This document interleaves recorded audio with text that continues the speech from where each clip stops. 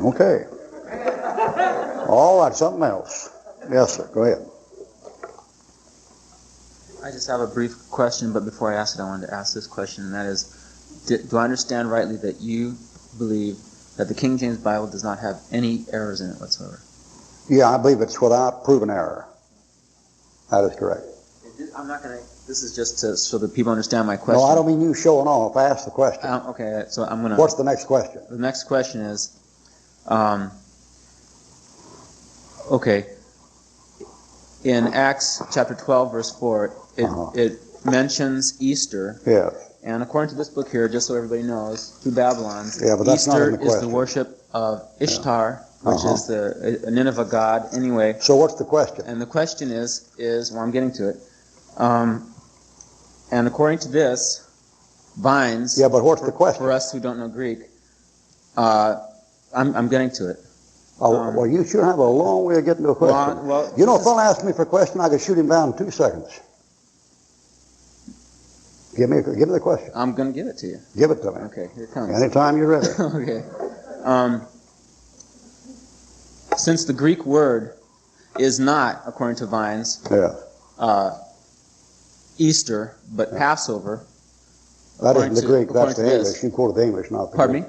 You quoted the English, not the Greek. But the King James is the one without the error, right? Yes, that's right. Okay, so what's the question? Okay, so the question is, since it's translated Easter, but in the Textus Receptus, it's Passover, how do you explain that, if that's not a mistake? I have a seat in the first place. In the Textus Receptus, it's not Passover. The Textus Receptus is a Greek text, and there's no such Greek word as Passover. So what he's actually talking about is a Greek word, and the Greek word looks like this. And this word is not Passover. It's Pascha. And if you put that thing transliterated, you'd have this. Like that. And from that thing there, you get the Passover as the Passion Week, like that. And the word is generally translated into English, not the Receptus, which is Greek, but generally translated Passover. Now the problem comes up, why in the King James Bible in Acts chapter 12, verse 4, didn't they translate it as Passover? Instead, they translated it as Easter. And the problem is why. And before you get into that thing there, you ought to get old Martin Luther. Martin Luther really do it. I mean, Martin Luther give it this. Every time it shows up. Every time the word Passover shows up, Martin says, Easter. Easter. Every time. And the reason why that is because Martin Luther is translating into German, and Martin Luther figures, well, these Germans always associate the Passover with Easter, so I'll call it Easter. Which he did. Now the question is why. All right, take your Bible, turn to Acts chapter 12, and we'll see why. Verse 1. Acts 12:1. Now about that time Herod the king stretched forth his hand to vex certain of the church. Who's Herod? He's a Roman king. Verse 2, and he killed James the brother of John with the sword, and because he saw it pleased the Jews. Now you got two groups there. You got Romans, you got Jews. It pleased the Jews also. He proceeded further to take Peter also. Then were the days of unleavened bread. Now, regardless of how Pascha was going to be translated, you still knew it was the Passover. How'd you know it was the Passover? Because he said, then were the days of unleavened bread. The Feast of Unleavened Bread is the Feast of Passover. So he already told you one time what it was. For a Jew. Now you're going to tell what it is for a Roman. Verse 4. And when apprehended him, he put him in prison and delivered him to 4 quaternions of soldiers to keep him, intending after Easter to bring him forth to the people. What was the days of unleavened bread for Herod? They were Easter. Why? Because Romans kept the feast of Easter, and the book he showed you there is a book called The Two Babylons by Hislop, where the Babylonian goddess Ishtar is worshipped, and that's where the term Easter comes from. If you want to see it in the King James, turn to Judges chapter 2, verse 13. You'll see the other spelling on it. Judges 2:13. There are 3 spellings on this Babylonian goddess. Judges chapter 2, verse 13. And Judges 2:13, she's called Ashtoreth. Like that. Now that woman, it's a woman. Eastern Ishtar, named after Ashtoreth. She's a Babylonian goddess, and she has a very peculiar title. Turn to Jeremiah chapter 44, which a Roman picks up immediately. Roman chapter, oh, there's nothing like a King James Bible to straighten out a Greek lexicon. All right, Jeremiah chapter 44. Jeremiah chapter 44. And here's Jeremiah chapter 44. Here's Jeremiah, and he's talking to the Jews. And in Jeremiah chapter 44:25, he says this: Thus saith the Lord of hosts, the God of Israel, saying, Ye and your wives have both spoken with your mouths, and fulfill with your hand, saying, We will surely perform our vows, we have vowed, to burn incense to what? The Queen of Heaven. Isn't that a peculiar thing? Verse 18, For since we left off to burn incense to the Queen of Heaven. Verse 19, And we burn incense to the Queen of Heaven. So that woman has a title, and she's called the Queen of Heaven in the Bible. She's a Babylonian false goddess, and she's a woman. The Germans call her the Lorelei, and the Scandinavians call her the El woman. She's called Venus in Roman mythology. She's called Diana in Syrian theology, and the Catholics have a term for her. They call her Mary. And that old Jewish maiden that angel made that announcement to is no more connected with that Babylonian god than Teeny Tim connected with Larry Zonka. They're not the same kind. They're not in the same bracket together. All right, so this Roman here is worshiping a Babylonian goddess named Ishtar, and her feast is the Feast of Unleavened Bread for a Jew. But to him, that thing's Easter. Well, how'd this Roman get hung up with this thing? All right. You know who Herod was? I mean, his family tree, he's an Edomite. You got to get that from Josephus. He's a Roman governor, but he's connected with Edom. It's a long way around, but here it goes. Revelation 17. Revelation 17 in one hand, and Genesis 14 the other. The little boy's an Edomite, and there's no doubt about an Edomite's religion, especially if he's a Roman governor. He's going to have a Babylonian background. All right, Revelation 17. Now here's Rome sitting up here in these seven hills in Revelation 17. All right, let's look at this thing. Verse 3. He carried me away in the spirit to the wilderness, and I saw a woman sit upon a scarlet-colored beast, full of names and blasphemy, having 7 heads and 10 horns. What is the woman? Verse 18. Read it. Verse 18. The woman which thou sawest is what? The woman is a city. You see, the Bible gives you a figure, it tells you what the figure is.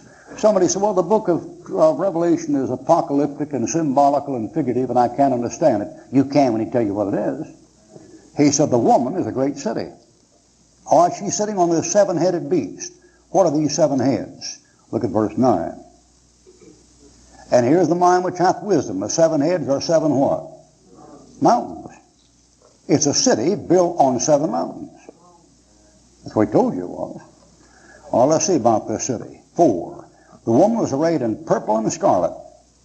You've got to find a city built on 7 mountains whose colors are purple and scarlet. Oh, I wonder what that could be. Decked with gold and precious stones and pearls, having a golden cup.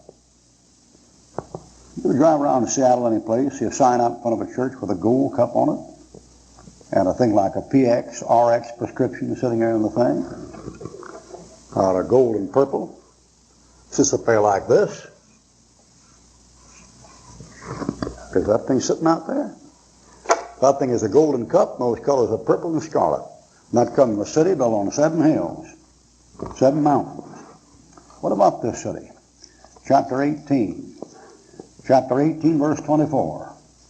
And in her was found the blood of prophets and of saints and all that were slain upon the earth. The woman is a killer. What does she kill? She kills Christians.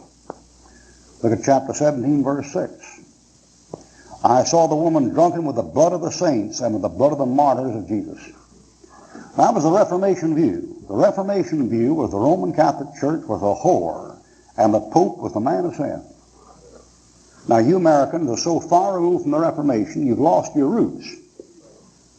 See? And so when you talk about these things, you just get upset and disturbed. Oh, I just don't know how that can be. Well, what a thing. Well, I just can't believe that. With those good nuns down at St. Catherine's Hospital, I just love him for that. And the trouble with that thing is, you cut off with your roots, you don't know your background. Now, I believe that. These folks talk about, the Phil Donahue show, is that his name, Phil? I'm thinking of Al Donahue, a saxophone player. That's from some other age. You get them mixed up after a while. But they're talking about this talk show, where they talk about the issues and bravely face the issues. No, you come here tonight, tomorrow, and you'll hear things said in this room that nobody would dare say on television morning, noon, or night. Because these little old buildings you see up and down this country, a little old independent Baptist church, little old buildings, you'd be surprised what's in them. Put me in that Donahue show, I'd blow every tube in the circuit in 5 minutes. Boy, what you talking about? Come on. Facing the issues, boldly discussing the issues of sexuality. Ah, you foot, man. I get in there and say, well, what do you think about the Catholic Church as a religious whore? Blow every tube in the place, man. But that's what they believed. That's what they believed. Now, why? Look at this connection here. This Roman city is called 5 Mystery Babylon. Babylon is called.